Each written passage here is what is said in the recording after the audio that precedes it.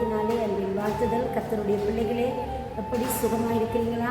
ஆண்டவருடைய சமூகத்தில் நம்ம இருக்கிற ஒவ்வொரு நிமிஷமும் நமக்கு இன்பமாக இருக்கும். இந்த வருஷத்தை பாருங்க, எவ்வளவு சந்தோஷமாக நாங்கள் கடந்து வந்துட்டோம். இந்த நாள்களில் நாங்கள் ஜீவனோடு இருக்கிற அவருடைய சுத்த கிருபை மட்டும்தான். எத்தனையோ இடர்கள், துன்பங்கள், கண்ணீர்கள், தனிமைகள், பல தேவைகளினால் நாங்கள் திகைத்து நின்ற நேரங்கள் எல்லாம் நம்முடைய ஆண்டவர் நம்மோடு கூட இருந்தாரே, எவ்வளவு அற்புதமாக இருக்கிறது. ஆனாலும் உங்களுடைய கிருபையினாலே நாங்கள் இந்த நாளை சந்திக்க கர்த்தருக்கு அனுகிரகம் செய்திருக்கிறார்.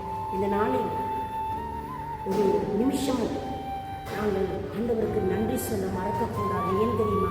வருஷத்தை ஆரம்பித்த அந்த நிமிஷத்தில் இருந்து இந்த நாள் வரைக்கும் நாம் சந்தித்த காரியங்கள் எத்தனையோ பயங்கரமானவைகளும் எத்தனையோ துன்பம் நிறைந்தவைகளும்.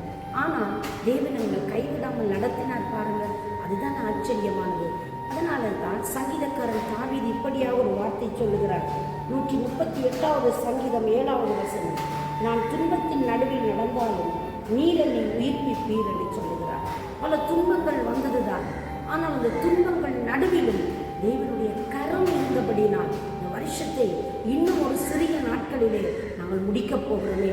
ஒரு சில நாட்கள் நாங்கள் கடக்கிற பொழுது இந்த வருஷமே முடிந்து போக போகிறது. அவைகள் ஒவ்வொன்றையும் நாம் கடக்கிற பொழுது பல கண்ணீரின் வழிகளுக்கூடாக நாம் நடந்து சென்றிருக்கிறோம்.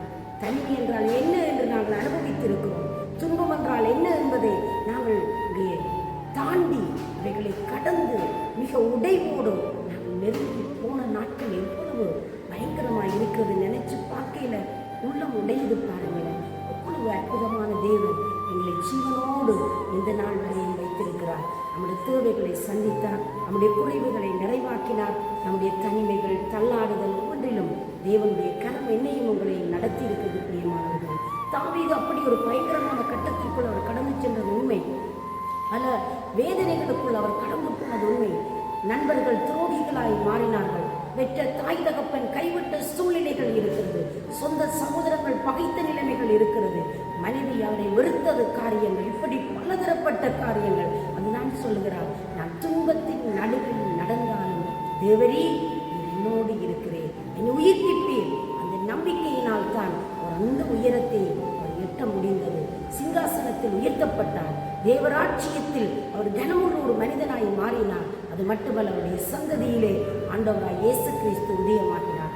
எனவே அன்பு பிள்ளையை, இன்றையும் நீ கண்ணீரோடு கூட, கவலையோடு கூட, துக்கத்தோடு இந்த வருஷத்தை நீ கழித்திருக்கலாம். கவலைப்படாதிருங்கள். வரப்போகிற ஒவ்வொரு நாட்களும் ஒரு மகிமையான நாட்களாய், அற்புதமான நாட்களாய் உங்களுக்கு நிச்சயமாய் அமையும். உங்கள் விசுவாசத்தை இங்கே விட்டுவிடாதிருங்கள், சோர்ந்து போகாதிருங்கள். உற்சாகமாய் தேவனை நோக்கி பாருங்கள். நான் உங்களுக்காக ஜெபிக்கட்டுமா? இந்த காலையிலும் கர்த்தர் உங்களை தைரியப்படுத்தி நடத்துகிறார். நான் உங்களுக்காய் மன்றாடுகிற பொழுது ஒரு மனமாய் இந்த சன்னிதானத்தில் காணப்படுங்கள். தேவன் அற்புதம் செய்யட்டும். எங்களை நேசிக்கிற பரிசுத்தம் நிறைந்த ஆண்டவரே, இயேசுவின் நாமத்தில் உங்களுடைய பிள்ளைகளுக்கு ஒரு அற்புதம் செய்யும். கண்ணீரின் வலிகள், கவலைகள், தனிமைகள், வேதனைகள், போராட்டங்களில் நன்மை செய்யும் உடைய மக்களை நீர் கனம் பண்ணும்படி நான் ஜெபிக்கிறேன். அவர்களை ஆசீர்வதிங்க ஆண்டவரே. நீங்க பொறுப்படுங்க, காத்துக்கொள்ளுங்க. இயேசுவின் நாமத்தில் ஆசீர்வதித்து ஜெபிக்கிறேன் நல்ல பிதாவே. ஆமென். தேவன் தாமே உங்களை ஆசீர்வதிப்பார். God bless you.